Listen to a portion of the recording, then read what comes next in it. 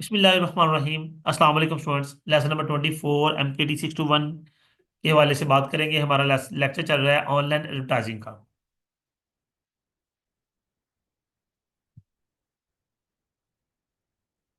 जी, online advertising के tools क्या होते हैं जी? टूल्स में हमारे पास मैक्रो मीडिया फ्लैक्स फ्लैश में मिक्सर है, डो फोटोशॉप है। ये कुछ टूल्स हैं जो कि हमें हेल्प करते हैं ऑनलाइन एडवर्टाइजमेंट में। जावा ये लैंग्वेज है।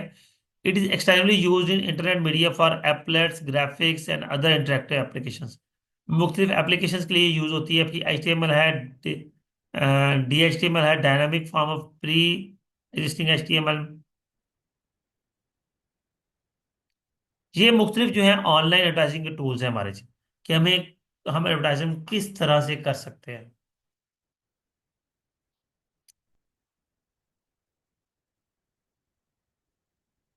Advertising and integrated market communication, IMC.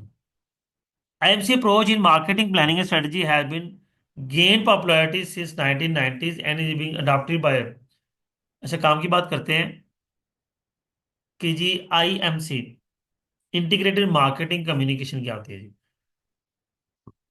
इसके अंदर the proponent of IMC argued that it is one of the easiest way for company to maximize their returns on investment in marketing and promotions. Some of the reasons of growing importance of IMC, यानी कि यहाँ पे ये बताया जा रहा है कि आप अगर IMC के तहत चलते हैं तो आपको रिटर्न्स जो है वो मैक्सिमाइज हो जाएंगे। और अगर आप इसके मुताबिक नहीं चलते तो फिर गवर्नमेंट या आर्मी जो भी है इस चीज़ में इन्वॉल्व होता है वो कोई भी इसमें इन्वॉल्व नहीं होगा।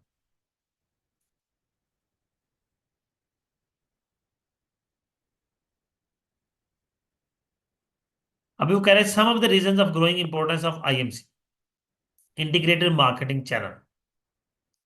Marketing budget budget is being shifted to consumer and trade promotions.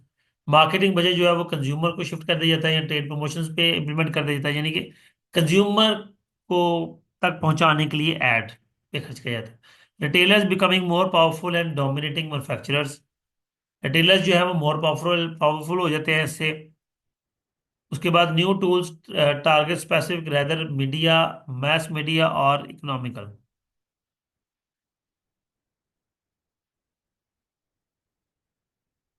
ये खैर कुछ नहीं है, ये आगे आगे चलते हैं। Promotion mix the tool of IMC, advertising, direct marketing, sales promotion, publicity, PR, personal selling, interactive marketing. ये सारे के सारे एलिमेंट्स हैं IMC के। नेक्स्ट हमारे पास आता है जी डायरेक्ट मार्केटिंग। क्या होता है जी? डायरेक्ट मार्केटिंग कहते हैं कि जब consumer credit card, direct marketing syndicates directly जो कंज्यूमर है उसको टारगेट करके जो मार्केटिंग की जाती है फिर वो डायरेक्ट मार्केटिंग कहलाती है। फायदे से क्या है?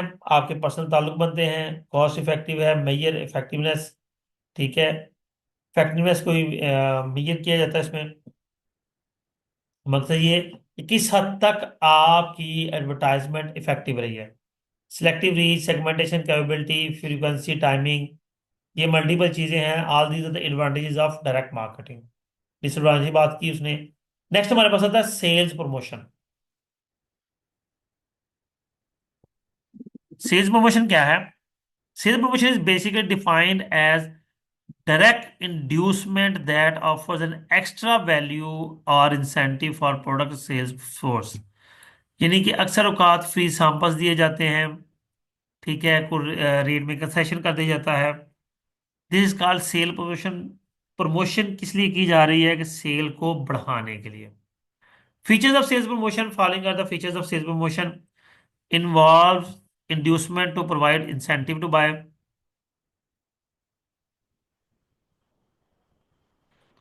Incentive is the key element in the promotional program. क्या है कि जो इंसेंटिव्स हैं वो एक बहुत अच्छा की एलिमेंट है प्रमोशन प्रोग्राम के लिए। और इसी के through attempt to add value to product and service by appealing to value pocket. इससे क्या फायदा होता है कि आप कस्टमर को या प्रोडक्ट को, सर्विसेज को एक वैल्यू देते हैं, और वही वैल्यू उनको ये भी कहा जाता है कि आप इसको अ, यानी कि attempt to add value to product and services. Product services में वैल्यू ऐड की जाती है, यानी वैल्यू से मुराद ये है कि उसकी एक स्टैंडर्ड एक लुक बनाई जाती है, एक इमेज क्रिएट किया जाता है। एक्ट एज एक्सलेटर टूल, बाकी चीज़ें सेम है जी। Promotional planning process, marketing specific objectives, marketing mix. जी देख लेते हैं जी। The information essential for marketing plan. Marketing plan के लिए कौन कौन सी इंफॉर्मेशन एसेंशियल है? मार्केट का एनालिसिस, कि मार्केट में सिचुएशन क्या है, कि क्या क्या एक्टिविटीज हैं, उसका analysis. Then specific marketing objectives, these provide direction and time frame for marketing activities. ये हमें डायरेक्शन प्रोवाइड करते हैं, टाइम फ्रेम प्रोवाइड करते हैं कि हम किस तरह से काम करें। Marketing strategy, it includes selection of target markets and the decision related to the marketing mix. Marketing decision ये है कि हम टारगेट मार्केट को सिलेक्ट करते हैं और फिर अपने डिसीजंस पे फोकस करते हैं, और मार्केटिंग मिक्स के साथ साथ कंटिन्यू करते हैं। Tactics and action program. It requires implementing marketing strategies, including declining specific tasks and responsibilities, and so on. और देन एट देन इवेल्युएशन की जाती है कि ये सारे जो हमने एक्टिविटीज की हैं, इसका सद्देबाब, इसका रिजल्ट क्या निकला। जिसमें ये आपका लेसन नंबर 24 था। उम्मीद करता हूँ आपके लिए अंडरस्टैंडिंग होगा। वीडियो को लाइक करना, कमेंट करना, शेयर करना हरगिज ना भूलिएगा। अपना ख्याल रखिएगा। अल्लाह हाफिज।